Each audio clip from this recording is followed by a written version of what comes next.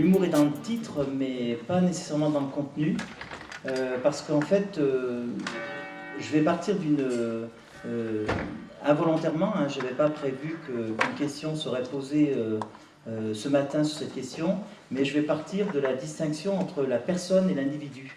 Parce qu'effectivement, Pierre, ce matin, a commencé son propos en montrant qu'il y avait une tension entre individu et communauté, et la possibilité d'envisager une réconciliation possible de ces deux termes en tension. Moi, je vais prendre un peu le contre-pied de cette démarche, c'est-à-dire que je vais me poser la question de savoir si on a essayé de substituer à cette notion d'individu une autre notion, justement en reprenant en considération les critiques qui pouvaient être adressées à l'individualisme.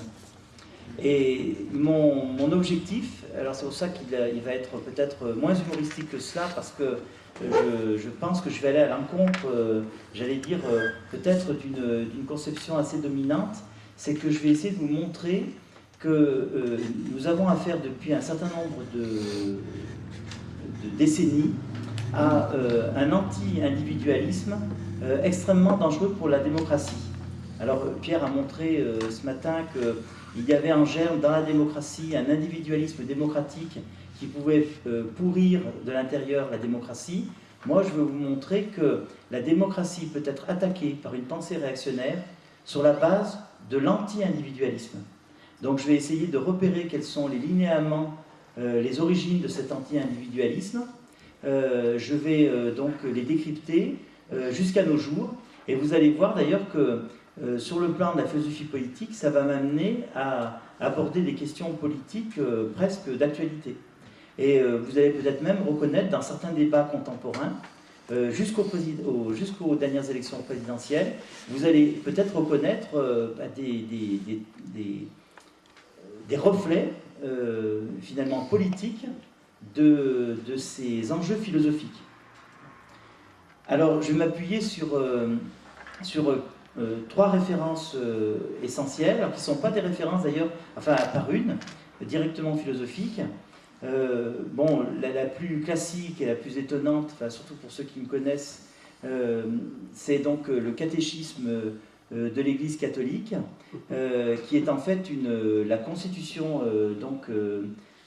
apostolique de l'Église catholique, qui a été refondée d'ailleurs de manière très importante par le pape Jean-Paul II, qui est signé d'ailleurs de lui. Voilà. Donc c'est publié en poche, enfin on le trouve un peu partout, c'est la base même du credo et de la dogmatique catholique, mais bien au-delà d'ailleurs de la hiérarchie catholique, même aussi des pratiquants.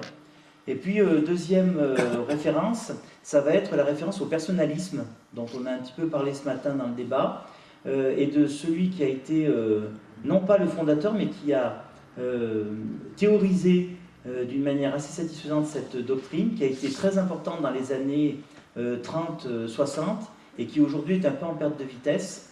Alors en perte de vitesse dans les débats philosophiques universitaires, mais par contre très présente dans les institutions, et même, je dirais, même dominante. Alors, bon, j'aurai l'occasion de l'expliquer, mais j'ai été, au départ de mes recherches philosophiques, un philosophe personnaliste. Et aujourd'hui, eh bien, voilà, la philosophie, elle a ses traîtres, et donc moi, je trahis mon camp, en quelque sorte, je ne suis plus personnaliste, et je suis même, à l'intérieur même de la connaissance que j'ai du personnalisme, eh bien, un penseur critique, très critique du personnalisme.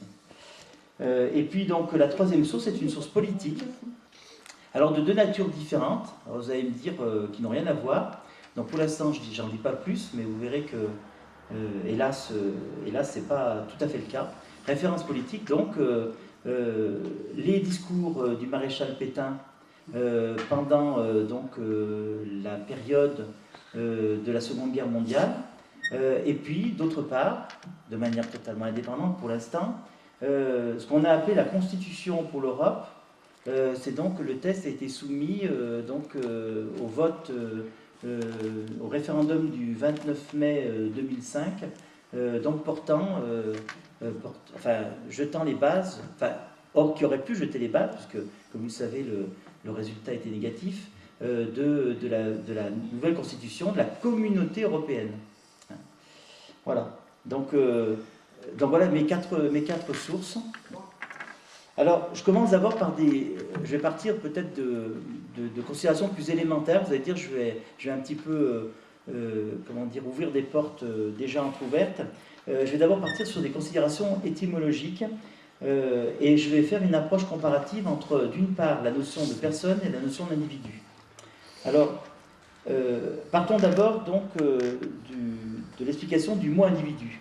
Donc, le mot individu vient du terme latin individuum, qui, selon l'usage du philosophe Cicéron, traduit le mot grec d'atome, c'est-à-dire ce que l'on ne peut pas couper, d'où le sens, ce qui est indivisible, pour désigner un être unique et singulier, par opposition au genre et à l'espèce.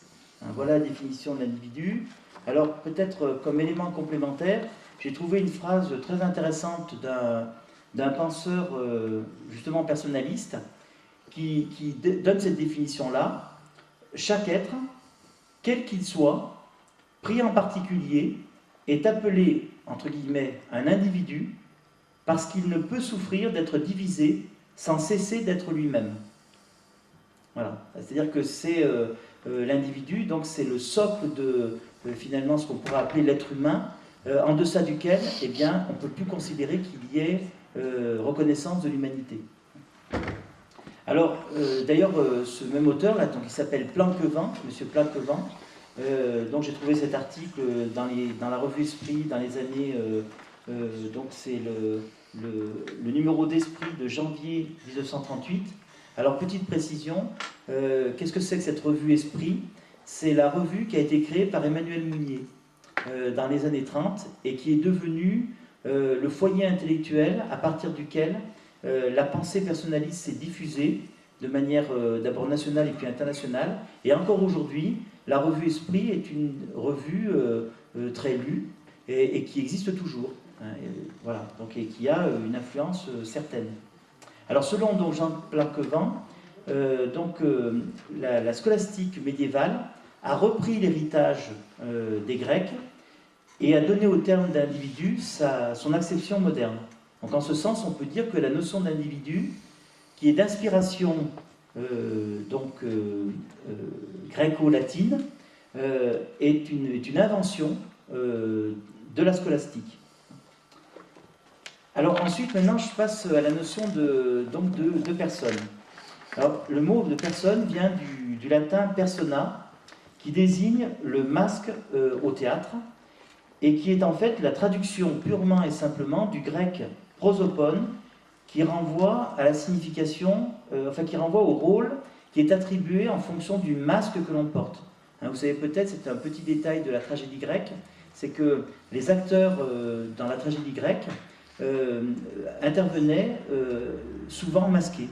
Et c'était le masque qui permettait aux spectateurs de reconnaître quels allaient être les rôles, qu'allaient jouer donc les personnages. D'autant que dans la tragédie grecque, il y a un phénomène assez étrange pour nous qui intervient, c'est que les dieux sont pluriels, et donc les dieux intervenaient dans les tragédies et se comportaient parfois comme des hommes, ce qui d'ailleurs a effrayé Platon, qui a condamné ça.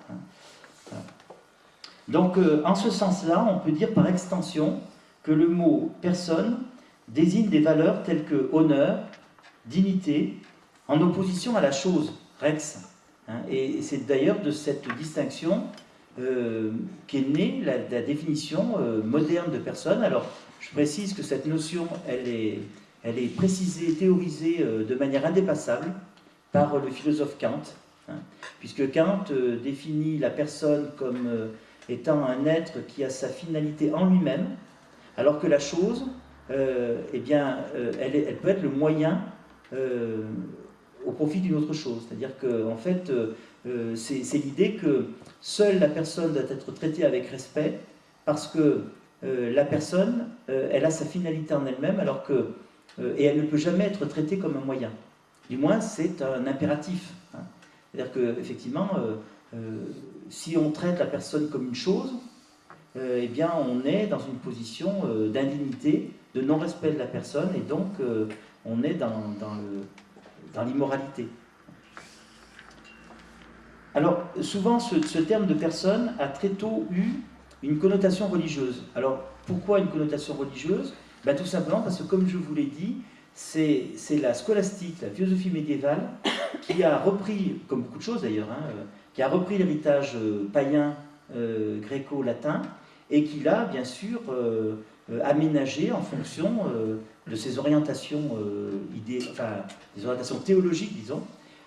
Et donc, bien, la notion de personne a très vite eu une connotation religieuse, et elle a désigné, par extension, tout personnage important de la société, et souvent, elle a désigné aussi une personne, enfin une personnalité revêtue d'une dignité ecclésiastique. Donc, voilà pour ce qui est donc de l'étymologie. Alors maintenant, si on se situe sur le terrain plus philosophique et comparatiste, la différence des deux termes, elle va s'accentuer surtout à partir du XXe siècle, au moment où justement intervient le philosophe Emmanuel Mounier pour renouveler cette approche en fait qui est un héritage, donc vous voyez, ancien, le personnalisme. Alors, si on prend deux dictionnaires qui maintenant sont plus utilisés, enfin moins utilisés, mais qui demeurent intéressants, le dictionnaire de la langue philosophique Foulquier, un individu, voilà la définition que donne donc ce dictionnaire, un individu, par opposition à la personne, se dit d'un être humain qui réalise un type commun tout en étant distinct des autres et refusant d'être assimilé à ses semblables. Et du point de vue logique, l'individu est un sujet qui admet des prédicats, mais qui lui-même ne peut être le prédicat d'aucun autre. Un prédicat veut dire attribut, en fait, je résume rapidement, attribut. Ce qui souligne donc le caractère irréductible de son autonomie, qui n'est pas assimilable à un ensemble, ni ne peut se fondre en lui. Voilà pour ce qui est de la définition technique, précise, moderne du mot individu. Alors selon le dictionnaire philosophique Lalande, cette fois-ci, l'individualité reconnue à l'individu, je cite, l'individualité reconnue à l'individu est ce par quoi un individu diffère d'un autre ou s'en distingue, aussi bien sur le plan numérique que quantitatif. En ce sens, l'individu s'oppose à la personne morale, dont la personnalité confère à l'homme un caractère le rendant propre à faire partie d'une même société spirituelle que les autres personnes. Donc, à se fonder dans une communauté, à se fondre dans une communauté donnée. Sur un plan politique et plus doctrinal, la personne est une réalité concrète. Là, je cite encore, la personne est une réalité concrète, charnelle, spirituelle, qui peut être membre de totalités au pluriel organiques, telles que la famille, la patrie, la corporation, etc.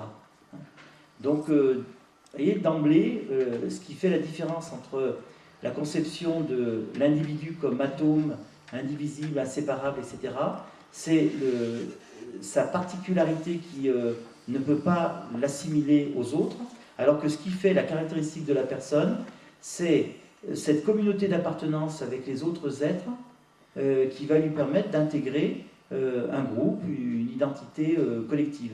Ce qui veut donc dire que ce qui fait la distinction entre l'individu et la personne, c'est l'indice communautaire. Il y a, dans la définition même de l'individu, une allergie à toute forme communautaire de définition. Alors que chez la personne, au contraire, il y a une intégration. Alors maintenant qu'on a fait ces... Alors je ne sais pas, j'espère que ces distinctions sont un peu plus claires et puis qu'elles répondent à la question qui avait été posée ce matin entre individu et personne.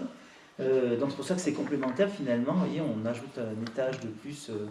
Maintenant, je vais passer donc à l'examen du personnalisme. Et alors, je peux l'affirmer. Alors c'est vrai que quand j'ai fait mes premiers travaux, donc j'étais en maîtrise, j'avais fait donc un travail sur les aspects existentiels et théologiques de l'anthropologie personnaliste d'Emmanuel Mounier. Je m'étais plus intéressé à la dimension un peu métaphysique. Enfin, c'était ma période idéaliste en quelque sorte. Quand on est étudiant, c'est un peu comme ça, on passe toujours par une période idéaliste. Je n'ai absolument pas vu la dimension politique du personnalisme. Et cette dimension politique, entre autres, c'est que c'est une philosophie anti-individualiste. Et quand je dis ça, je ne porte pas une accusation. c'est la philosophie, ce sont les philosophes personnalistes qui eux-mêmes se sont définis comme tels. Et donc, dans une certaine mesure, ils se seraient reconnus, par exemple, dans la critique de l'individualisme démocratique, tel que, par exemple, Gilles Lipovetsky peut le faire. Hein, il serait preneur, je pense, de cette critique. Alors, ce qu'il faut savoir, c'est que Mounier a été donc contemporain de la période de l'occupation. Alors, il n'a pas été, parce que c'est vrai que peut-être que mes propos pourraient, comment dire, tendre vers, enfin, considérer que le personnalisme, ça a été quand même la philosophie de référence de ce qu'on a appelé le collaborationnisme. Pour Mounier, c'est pas du tout le cas. Mounier a été emprisonné par le régime de Vichy pendant 2 ans. La revue Esprit qu'il avait fondée a été interdite. Donc, de ce point de vue-là, on ne peut pas accuser Mounier d'avoir été complaisant vis-à-vis du régime. Par contre, un philosophe, il ne possède pas sa philosophie. Par définition, une philosophie, elle est à ceux qui veulent l'apprendre, hein, dès lors qu'ils la comprennent, ou dès lors qu'ils la comprennent mal. Bon. Et donc, il y a des penseurs personnalistes qui ont effectivement soutenu politiquement ce qu'on appelle, d'ailleurs toujours aujourd'hui, d'ailleurs ça existe toujours, il y a des ancêtres de la fameuse troisième voie. Hein, tout à l'heure, dans mon intervention, je vous ai dit, il y a un clivage entre ceux qui sont contre la démocratie parce qu'ils trouvent que l'individualisme auquel elle conduit est destructeur, et puis il y a ceux qui sont opposés violemment au socialisme parce qu'il y a une dimension, notamment dans le communisme, qui peut être collectiviste. Et donc, ça a été tentant, et je dois dire que c'est encore d'ailleurs très tentant aujourd'hui pour certaines personnes de se dire, eh bien, ni l'un ni l'autre. Et ni l'un ni l'autre, c'est la troisième voie. Alors, le problème, c'est de savoir quel est le projet politique qui porte cette troisième voie. Alors, jusqu'à présent, j'en connais qu'un, mais il n'est pas à l'honneur de cette troisième voie. Hein. C'est les formes embryonnaires de fascisme, telles qu'elles ont existé dans l'entre-deux-guerres. Alors, donc, le maître d'Emmanuel Mounier, donc vous savez qu'Emmanuel Mounier, c'était un philosophe grenoblois. Il a passé l'agrégation de philosophie en 1928, l'année où un autre grand philosophe a échoué l'agrégation, Sartre. Et Emmanuel Mounier a été premier de l'agrégation de philosophie 1928. Et Sartre, je crois, a été deuxième, hein, il me semble, après un illustre inconnu. Il a été premier en 29 et deuxième Simone de Beauvoir. Ah voilà, c'est ça. Voilà, c'est ça. Et en 29, donc, Sartre a été premier et effectivement Simone de Beauvoir deuxième. Voilà. Donc vous voyez, ils sont contemporains. Alors si j'évoque Sartre, c'est parce que, en fait, vous avez dans les ouvrages de Mounier, vous avez un dialogue et une confrontation permanente entre le personnalisme et l'existentialisme de Sartre. Alors que par contre, à ma connaissance, enfin, ça va peut-être échapper, mais Sartre tient dans un mépris total la pensée du personnalisme parce qu'il n'en parle jamais. Il n'en fait pas. Sartre ne fait jamais de Mounier son interlocuteur privilégié, alors que Mounier fait de Sartre effectivement son opposant philosophique principal. Alors, le maître à l'université d'Emmanuel Mounier, ça a été Jacques Chevalier. Jacques Chevalier, il a eu cette définition de la personne et de l'individu. Il dit ceci: l'individu est à lui-même sa fin. La personne a des fins, au pluriel, qui la dépassent. Et bien entendu, dans l'esprit de Jacques Chevalier, la personne est plus importante que l'individu. L'individu est à lui-même sa fin. Pour quelqu'un qui se reconnaît dans la conception philosophique valorisant l'individu, oui, c'est très bien, ça correspond à sa définition, c'est parfait. Bon, c'est pas satisfaisant. La personne a des fins qui la dépassent. Donc ça veut dire en fait que l'homme ne trouve vraiment son épanouissement total que s'il est capable de dépasser sa propre fin et d'atteindre des fins, alors tout de suite on pense transcendantes, et évidemment on pense à Dieu bien sûr. Alors ce personnalisme chrétien, puisque en fait Mounier ne cache pas sa foi, et d'ailleurs ce qu'il reproche à Sartre, ça n'est pas son existentialisme, c'est ce qu'il appelle parfois du nom de sartrisme. Je crois même qu'à un moment donné, il parle d'escroquerie intellectuelle à propos de Sartre, parce il reproche à Sartre d'avoir monopolisé l'existentialisme et d'avoir oublié qu'il y avait des existentialismes autres que l'existentialisme athée qu'il représentait. Et c'est pour ça d'ailleurs qu'il écrit un très bel ouvrage, que je vous conseille, parce que même si je ne suis pas en totalité d'accord, hein, bien sûr, mais il a écrit un très bel ouvrage qui s'appelle « Introduction aux existentialismes au pluriel », pour montrer qu'il y a un existentialisme chrétien. Si vous dites à Sartre il y a un existentialisme chrétien, il vous dit ce n'est pas l'existentialisme. Parce que par définition, la reconnaissance de l'existence de Dieu rend impossible, d'un point de vue doctrinal, l'existentialisme. On aura peut-être l'occasion d'y revenir si vous voulez, mais enfin, ce n'est pas tout à fait notre sujet. Mais... Alors, ce personnalisme chrétien reprend donc la thèse de la théologie catholique, selon laquelle la personne désigne l'une des trois formes de Dieu dans la Trinité. Thèse qui est le fondement de la doctrine théologique, notamment avec saint Thomas d'Aquin, affirmant que Dieu est personnel, par opposition au panthéisme et au déisme. Ce qui fait fondamentalement la différence entre le théisme catholique et puis donc le panthéisme et le déisme, entre autres, c'est le fait que la transcendance est incarnée et qu'elle est personnelle. Un prêtre assomptionniste, Jean-François Petit, qui vient de créer un site internet sur Mounier, présente les choses ainsi. L'individu et la personne, ce couple n'a jamais vraiment fait bon ménage chez les philosophes.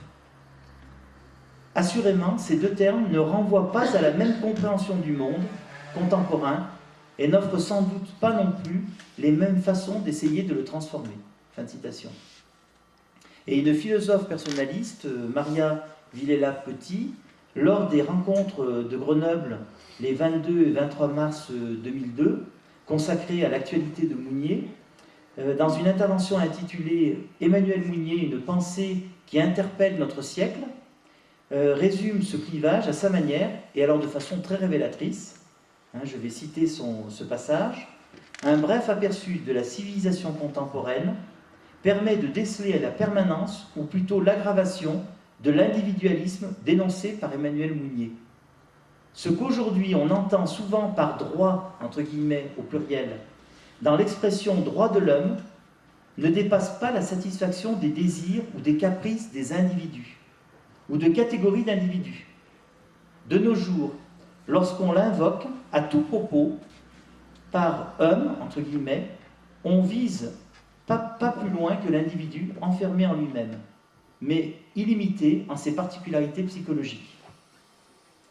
Ces individus, se croyant tout à fait libres et qui revendiquent la réalisation de leurs désirs sous forme de droits qui leur seraient dus par la société et ou qu'ils ont la force sociale d'exiger, ne s'aperçoivent pas cependant qu'ils sont eux-mêmes de plus en plus prisonniers d'eux-mêmes, réduits à n'être que des consommateurs dans un monde où presque tout est devenu marchandise. Fin de citation. Voilà une analyse, donc une philosophe personnaliste contemporaine qui reprend l'héritage de Mounier. Donc après ce constat, qu'on peut considérer comme, que certains pourraient considérer comme réactionnaire, pour la défense des droits de l'homme, la philosophe en question fait le lien entre cet anti-individualisme virulent, donc je viens de vous résumer à travers ce passage, et l'actualité de la pensée d'Emmanuel Mounier. Ne nous fournit-elle pas les éléments d'une mise en cause de l'individualisme et de la marchandisation qui va de pair avec lui? Dans sa philosophie de la personne, on trouve les éléments essentiels d'une critique de l'individu auto-centré. Fin de citation. Alors, à l'appui de ces affirmations, donc Madame Villela-Petit fait référence à une œuvre de Mounier, Le personnalisme, qui est effectivement son œuvre la plus connue, puisqu'elle a été reprise en édition séparée dans la collection Que sais-je. Et je crois d'ailleurs que ce texte a tellement de succès qu'il en est à sa, je ne sais pas, peut-être, je n'ai pas compté, mais il doit être à sa 15e réédition. Hein. C'est-à-dire que vous savez que dans la collection Que sais-je, les petits Que sais-je, en fonction de l'évolution des idées, vous avez un renouvellement des éditions. Ce ne sont pas les mêmes auteurs qui font les mêmes présentations. Et bien là, ce texte de Mounier, très récemment encore, il vient d'être republié. Donc, dans cet ouvrage, elle cite les passages suivants. Alors bon, moi j'ai noté la pagination si ça vous intéresse, mais c'est dans ces œuvres qui sont groupées, vous voyez, ici Seuil, les éditions Seuil ont regroupé en 4 volumes la totalité de l'œuvre de Mounier. Enfin, il y a des inédits qui sont publiés à part, mais l'essentiel de l'œuvre de Mounier tient en 4 volumes. Et donc c'est dans le volume 3, page 452, vous trouvez donc ces citations. Pour dénoncer l'individualisme, alors attendez,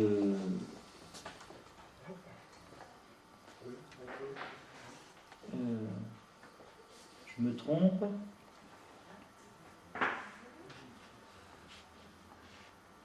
Ah voilà, oui c'est ça, non, parce que en fait c'est une citation dans la citation.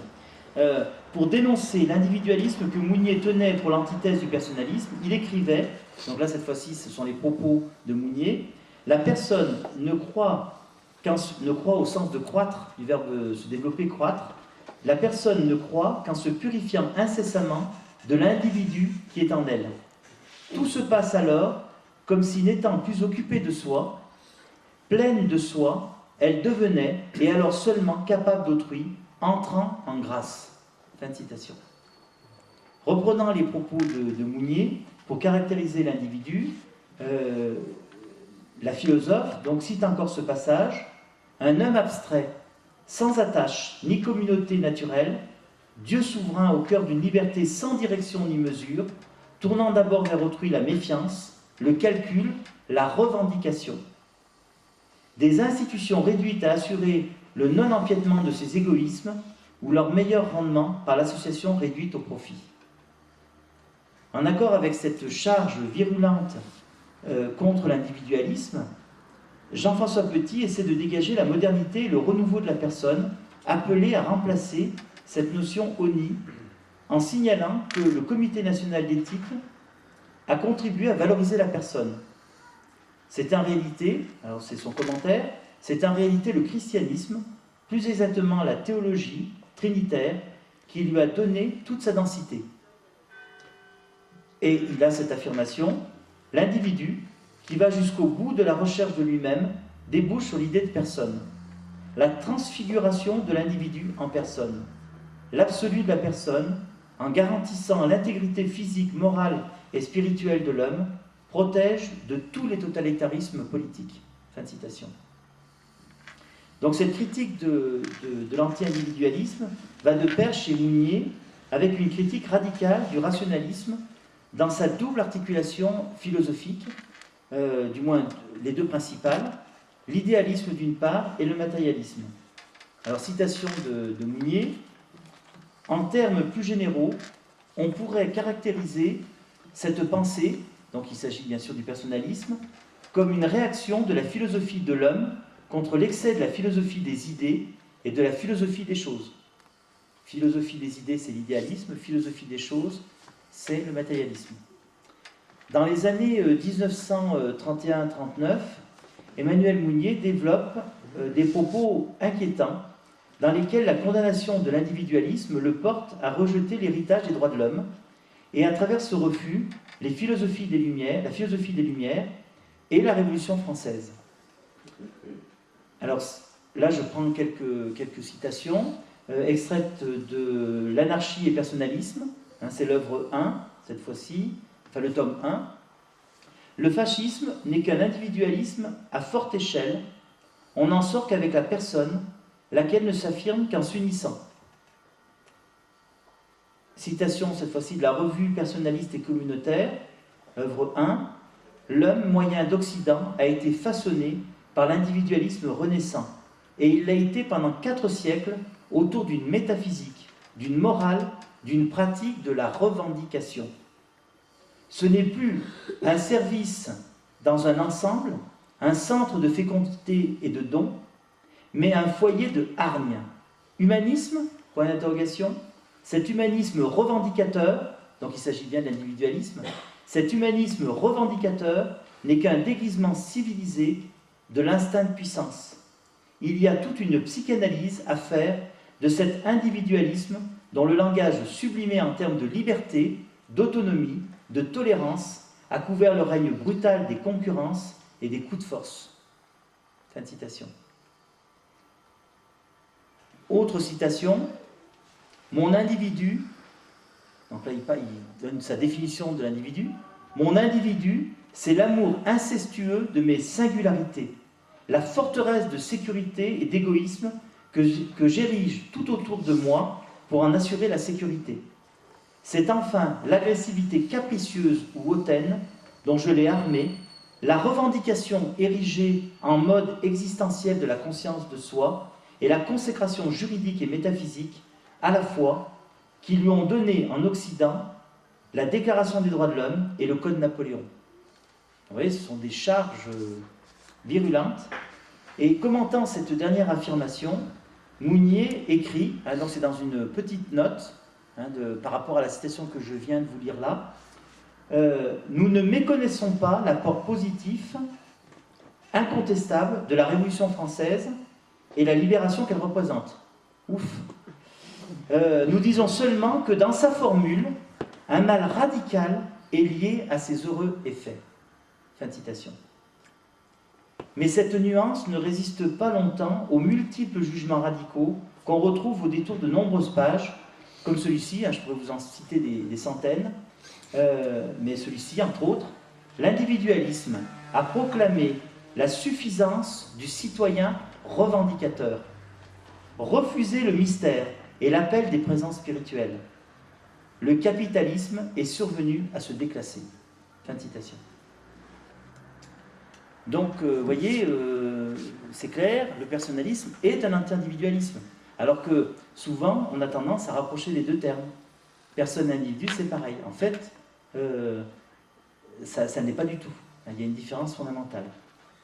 Alors maintenant, je passe à mon troisième point. Il y en a 5. J'espère que je ne suis pas... C'est bon, je vais aller vite. Trop de points. Alors, en quoi cet anti-individualisme est dangereux? C'est ce que je vais essayer de... Parce qu'après tout, vous pourriez très bien vous reconnaître dans ces propos et dire, finalement, c'est bien, Mounier, c'est très bien.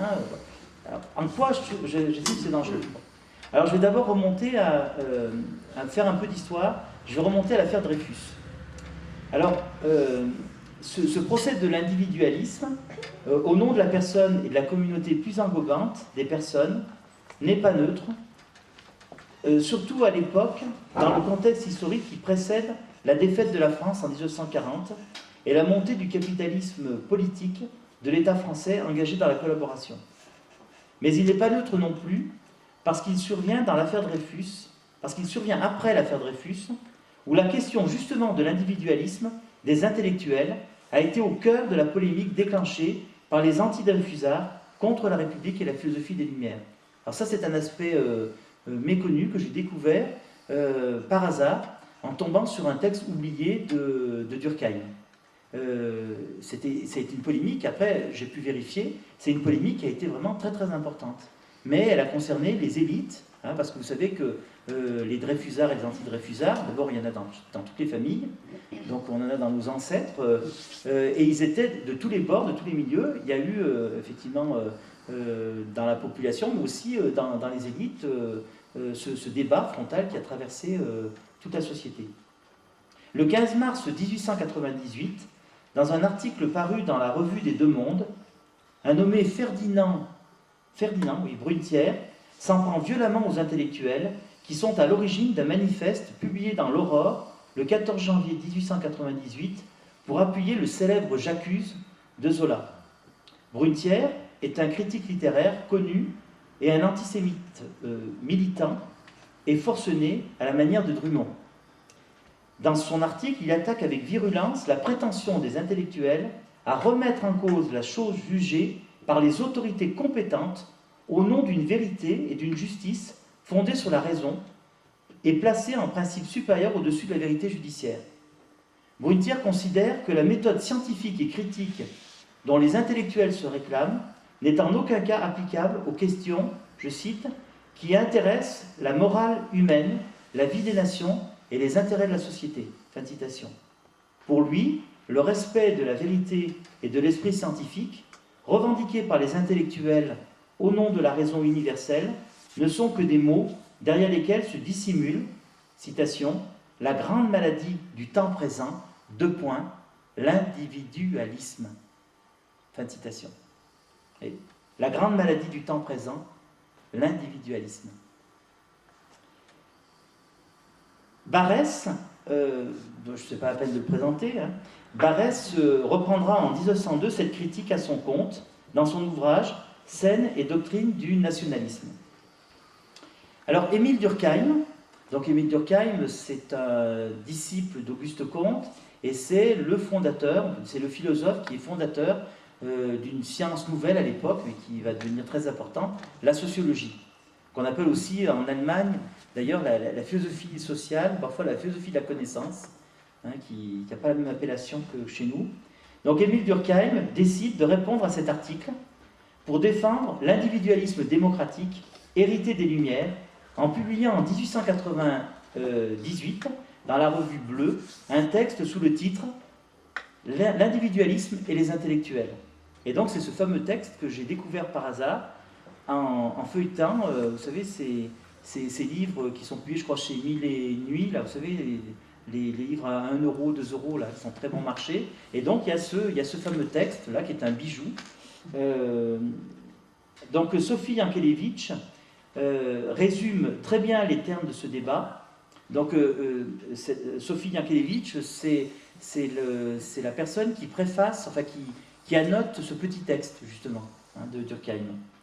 C'est au nom, alors voilà ce qu'elle dit, c'est au nom de la supériorité de la communauté nationale sur l'individu que Brunetière lance sa machine de guerre contre l'individualisme des intellectuels. Fin de citation. Alors, dans l'introduction de son texte, Durkheim met bien en lumière les enjeux de cette polémique.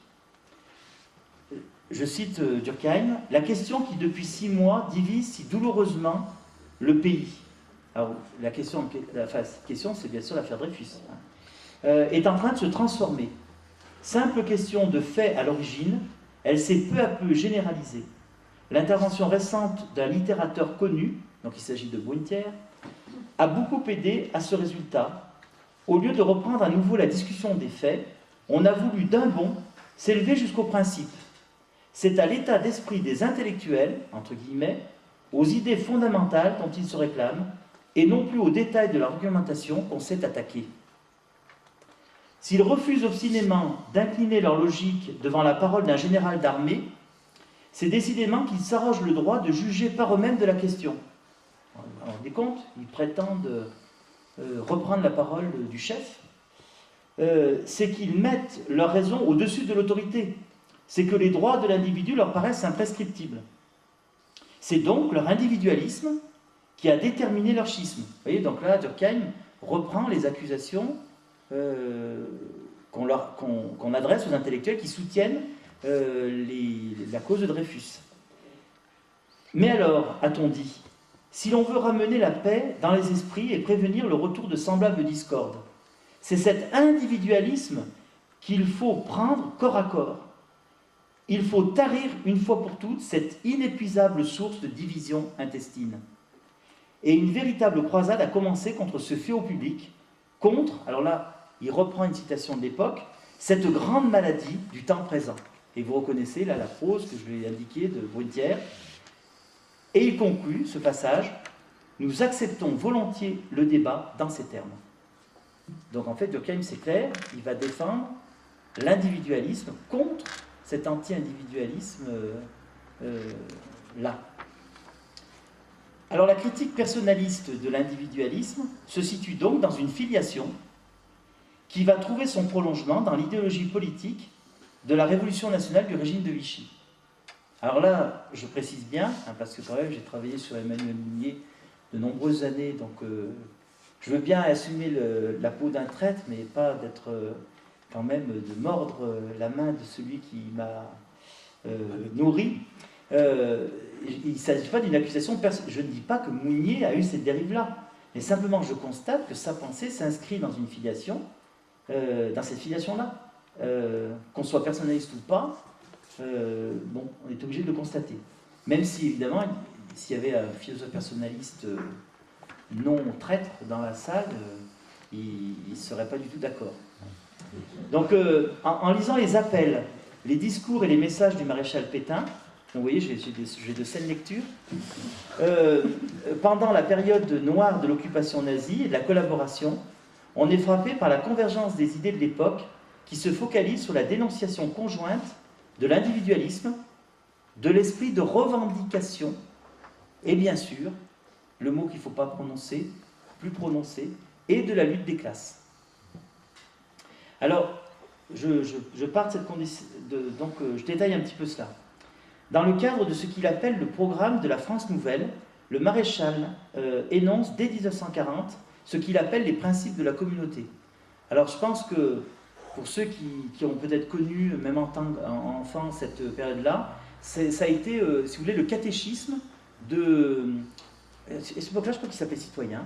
Des citoyens de ce régime. Hein, dans tous les foyers, il y avait ce petit texte avec la photo du maréchal. Donc, les principes de la communauté qui inspireront toute sa politique. On y retrouve la notion de, entre guillemets, droits fondamentaux. Alors j'attire tout de suite votre attention, parce que c'est la source d'un malentendu énorme, c'est que quand par exemple les chefs de l'Église, alors contemporains, alors je parle de par exemple Jean-Paul II ou même de Benoît XVI, quand ils parlent des droits de l'homme, ils ne parlent jamais des droits de l'homme au sens où nous l'entendons, référé aux 3 déclarations de 1789, de 1795 et, j'en oublie une, de 1789, 93 et 1795. Hein.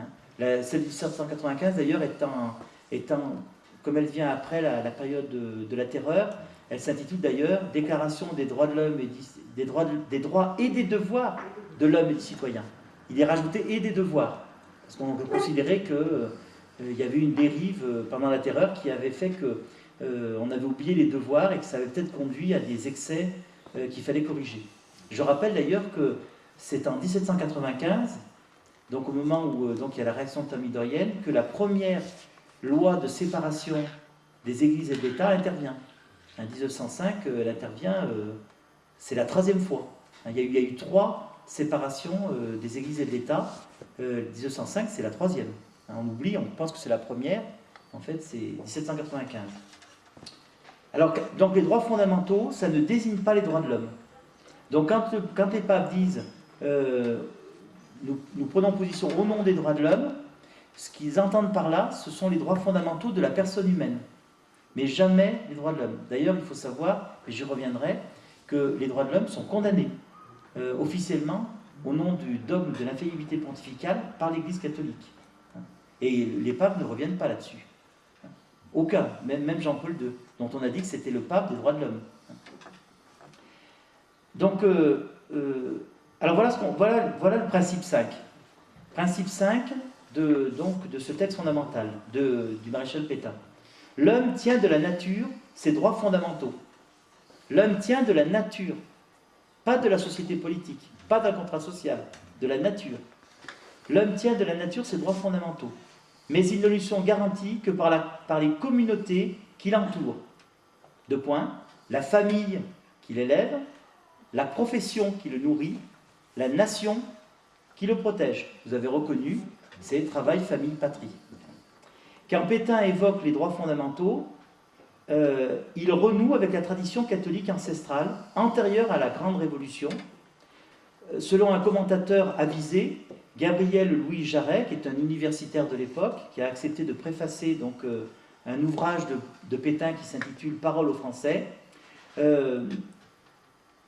Donc, d'après Gabriel Jarret, donc, le chef Donc ici, le chef, c'est donc le maréchal. Le chef invite les Français à renoncer à certains modes de vie d'une civilisation décadente et à reprendre les principes de conduite qui ont guidé pendant des siècles les nations qui formaient ce que l'on appelait, entre guillemets, la chrétienté. Et notre commentateur impute à la philosophie des Lumières la cause de cette décadence combattue par la Révolution nationale, mise en œuvre par le régime de Vichy. Alors je précise, vous voyez, le régime de Vichy, il parle à propos de son régime, c'est pas simplement une modification de la politique, c'est une modification de la civilisation. Et il parle de révolution nationale. Ça fait écho en opposition à la Révolution française. La Révolution nationale vient corriger ce que la Révolution française a introduit dans la société française et l'a vicié. Il explique que les penseurs subversifs du XVIIIe siècle ont provoqué une révolution spirituelle, laquelle, je le cite, a été caractérisée par la substitution d'un idéal de plaisir et de jouissance à un idéal de travail et de sacrifice. De chaque individu, on a fait un dieu. On a tendu à une sorte de panthéisme mystique, surtout en Europe centrale, ou à un matérialisme individualiste, surtout en Europe occidentale. Fin de citation. Et pour faire bonne mesure, ce commentateur insiste sur la convergence du redressement national, bien sûr qu'il salue, d'ailleurs il ne pouvait pas faire autrement, voulu par Vichy, et l'inquiétude de la papauté. Alors c'est lui-même, vous voyez, c'est lui-même qui relie les deux. Des catholiques éminents poussent un cri d'alarme. Il y a 50 ans, le pape Léon XIII, dans son encyclique Rerum Novarum, a attiré l'attention de la société sur ce péril grandissant. Par réaction sont nés les mouvements révolutionnaires, démagogiques, socialistes et communistes, en vue d'édifier à la place d'une société où les riches exploitent les pauvres, une société où les pauvres dépouillent les riches. Mais, comme rien d'heureux ne peut s'établir sur l'excès ou sur la violence, les chefs des pauvres, qui deviennent riches, font tout de suite renaître les abus dont ils se servaient pour arriver au pouvoir. Fin de citation. Vous voyez, c'est le contexte de l'époque. Puis, notre auteur revient sur l'idée centrale des droits fondamentaux. Le premier des principes pétainistes, en relation avec le communautarisme corporatiste qui en découle, est le suivant.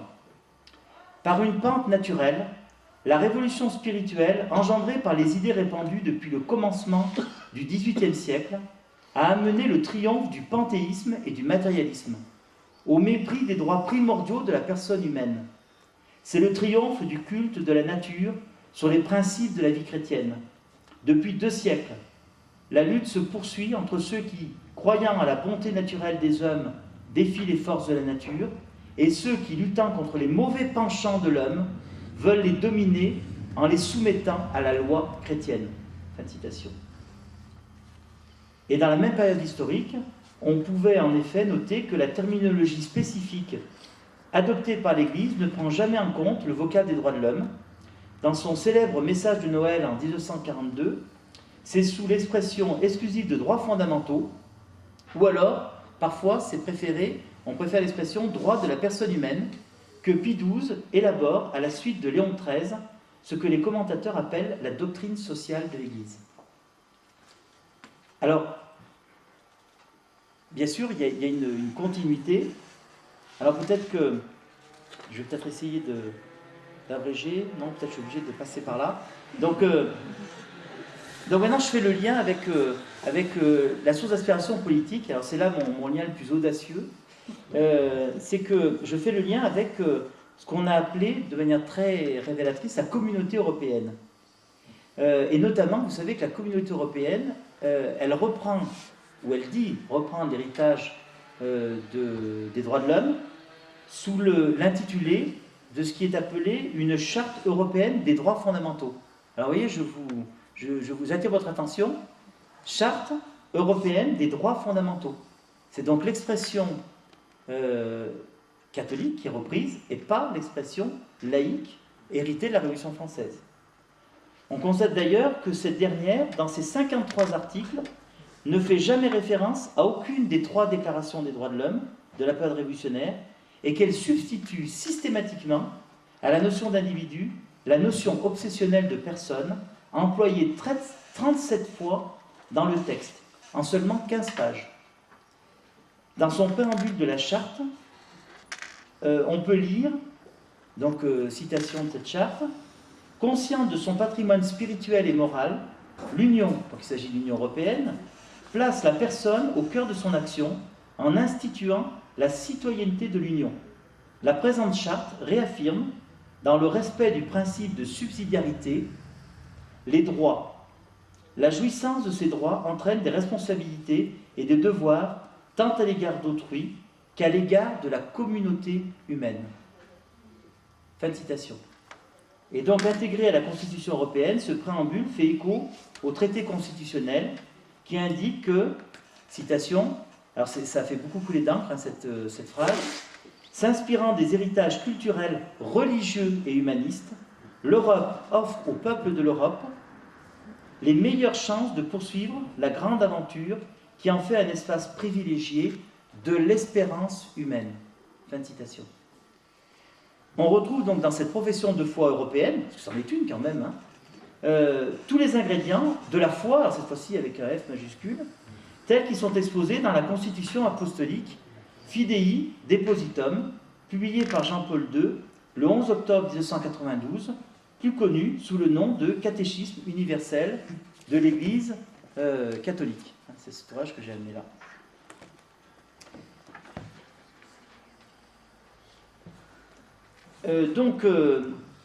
Alors j'extrais quelques citations, hein, mais peut-être que, si vous voulez, je ne fais faire aucun commentaire, alors c'est un peu facile, je vous les laisse les faire, mais avec ce que j'ai dit avant, ça a un écho du coup un peu neuf. L'article 1881, parce que c'est classé, vous les retrouvez, vous pouvez soit vous repérer par les pages, mais autrement vous pouvez vous repérer aussi par la numérotation des articles. Donc article 1881. La personne humaine est et doit être le principe, le sujet et la fin de toutes les institutions sociales. Cet article est complété par l'article 2254. L'autorité publique est tenue de respecter les droits fondamentaux de la personne humaine et les conditions d'exercice de sa liberté. Sous-entendu, si une société politique ne respecte pas cela, elle n'est pas légitime à imposer sa loi. À tous ceux qui donc verraient dans ces articles la reconnaissance des droits de l'homme et de la liberté des hommes en société, il est utile de rappeler la condamnation de ces derniers au nom des droits de Dieu par le pape Pie VI dans son bref Code Alicantum, le 10 mars 1791. Alors voilà ce qu'écrit le pape Pie VI, qui est toujours valable, puisque en fonction donc, du dogme de l'infaillibilité pontificale, aucun pape ne peut revenir sur les propos de ses prédécesseurs. Donc ils sont toujours valables. C'est ce qui veut dire en fait que quand il y a une encyclique qui est faite, eh bien, même s'il y a des inclinations doctrinales qui interviennent, elles doivent contourner la difficulté. C'est-à-dire qu'il n'y a jamais de réprobation des propos des papes précédents. Jamais. Par contre, il y a des formulations qui peuvent atténuer tel ou tel aspect. Par exemple, la condamnation des idées modernes dans le syllabus sous la Troisième République, c'est vrai que les papes actuels, ils n'insistent pas sur le fait que c'est toujours d'actualité. Alors voilà ce que dit le pape Pie VI. On établit comme un droit de l'homme en société cette liberté absolue qui non seulement assure le droit de n'être point inquiété par ses opinions religieuses, mais qui accorde encore cette licence de penser, de dire, d'écrire, et même de faire imprimer impunément, en matière de religion, tout ce que peut suggérer l'imagination la plus déréglée. Droit monstrueux, il parle de la liberté, hein. Droit monstrueux. Que pouvait-il y avoir de plus insensé que d'établir parmi les hommes cette égalité et cette liberté effrénée qui semble étouffer le don le plus précieux que la nature ait fait à l'homme. Fin de citation. Ce rejet est totalement reconduit et assumé par l'Église catholique contemporaine qui affirme, c'est l'article 1700 du texte que je vous ai indiqué, la dignité de la personne humaine s'enracine dans sa création à l'image et à la ressemblance de Dieu. Ce qui implique, citation encore, la liberté véritable est en l'homme le signe privilégié de l'image divine. Article 1747, le droit à l'exercice de la liberté est une exigence inséparable de la dignité de l'homme, notamment en matière religieuse et morale. Et enfin, pour enfoncer le clou, on trouve à l'article 1744 cette phrase « Elle atteint la perfection de son acte quand elle est ordonnée à Dieu, le souverain bien ». Encore un article « L'exercice de la liberté n'implique pas le droit supposé de tout dire ni de tout faire ». Article 1747. C'est à la lumière de cette mise au point qu'il faut interpréter les fameux droits fondamentaux de la personne humaine qui n'ont rien à voir avec donc, les droits de 89. Donc lisons pour nous en convaincre les articles 2273 et 1883 et suivants. Encore des petites citations, mais je pense que c'est plus clair que bien les commentaires. Les droits de l'homme ne dépendent ni des individus, ni des parents, et ne représentent pas même une concession à la société. Les droits de l'homme ne dépendent ni des individus, ni des parents, et ne représentent pas même une concession de la société et de l'État. Ils appartiennent à la nature humaine et sont inhérents à la personne en raison de l'acte créateur dont elle tire son origine. Parmi ces droits fondamentaux, il faut nommer le droit à la vie et à l'intégrité physique de tout être humain. Et donc ici, on peut penser aux 3 premiers articles de la Charte européenne. Ces 3 premiers articles, ce sont dignité humaine, droit à la vie, droit à l'intégrité de la personne. Donc comme par hasard, on trouve dans les 3 principaux articles de la Charte des droits fondamentaux de l'Europe, les 3 points sur lesquels insiste donc le texte catholique. Article 1883. Une intervention trop poussée de l'État peut menacer la liberté et l'initiative personnelle. La doctrine de l'Église a élaboré le principe de subsidiarité. Ah, effectivement, ils ont raison. Ils revendiquent la paternité du principe de subsidiarité. Effectivement, le principe de subsidiarité est un principe de l'Église catholique qui a été élaboré par Thomas d'Aquin. Selon celui-ci, une société d'ordre supérieur ne doit pas intervenir dans la vie interne d'une société d'ordre inférieur en lui enlevant ses compétences, mais elle doit plutôt la soutenir en cas de nécessité et l'aider à coordonner son action avec celle des autres éléments qui composent la société en vue du bien commun. Selon l'article 1884, le principe de subsidiarité conduit les gouvernements, citation, à se comporter en ministre de la providence divine, fin de citation, et selon l'article 1885, en s'opposant à toutes les formes de collectivisme, il tente à instaurer un véritable ordre international. On voit donc que l'affirmation du primat de la personne sur l'individu et la société est étroitement liée au principe de subsidiarité. Ce dernier, réaffirmé solennellement dans le préambule de la Charte des droits fondamentaux de l'Union, est érigé en principe fondamental de la Constitution européenne. Alors, je vous passe l'article, c'est un article de cette Constitution. Il constitue un principe efficace dans l'exercice des compétences de l'Union, et ceci dans le cadre d'une répartition plus générale des pouvoirs. Alors, le commentaire que le pape Pie XI fait de ce principe, donc j'entends le principe de subsidiarité, dans son encyclique Quadragesimo Anno, est très édifiant. Voilà comment il commente le principe de subsidiarité, que l'autorité publique abandonne donc au groupement de rang inférieur le soin des affaires de moindre importance où se disperserait à l'excès son effort. Elle pourra dès lors assurer plus librement, plus puissamment, plus efficacement les fonctions qui n'appartiennent qu'à elle, parce qu'elle seule peut les remplir. Diriger, surveiller, stimuler, contenir. Que les gouvernants en soient donc bien persuadés, plus parfaitement sera réalisé l'ordre hiérarchique des divers groupements, selon ce principe de la fonction supplétive de toute collectivité, plus grandes seront l'autorité et la puissance sociale. C'est bon, je suis dans les... Ça va ? Voilà. Alors, donc,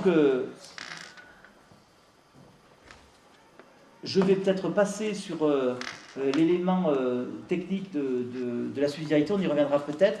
Hein, donc, alors je rappelle brièvement ce qu'est le principe de subsidiarité. C'est un principe, en fait, le principe de subsidiarité, c'est un principe qui est incompatible avec un autre principe, qui est celui du principe d'égalité. Puisque le principe de subsidiarité, c'est un principe hiérarchique qui veut que les ordres sont élaborés au sommet et la liberté qui est laissée aux ordres inférieurs, c'est de trouver les moyens les plus efficaces pour faire aboutir la réalisation des décisions qui viennent d'en haut. Donc c'est un principe hiérarchique qui s'oppose bien sûr au principe d'égalité qui, lui, veut qu'on organise la société politique en ayant en face de nous des citoyens responsables et justement égaux, hein, dans leur traitement. Alors, donc, je reviens à certains propos du maréchal Pétain. Le maréchal Pétain publiait le 1er janvier 1941 une conférence qu'il avait intitulée, donc vous voyez, c'était vraiment, cette question est au cœur de la problématique de l'époque. Il avait intitulé cette conférence « Individualisme et nation ». Et bien sûr, il se livre dans cette conférence à une critique forcenée de l'individualisme hérité de la Révolution française. Alors voilà ce qu'il dit. « L'épreuve soufferte par le peuple français doit s'inscrire en trait de feu dans son esprit et dans son cœur. » Il parle bien sûr de la défaite de 1940. « Ce qu'il faut qu'il comprenne, pour ne jamais l'oublier, c'est que l'individualisme dont il se glorifiait naguère, comme d'un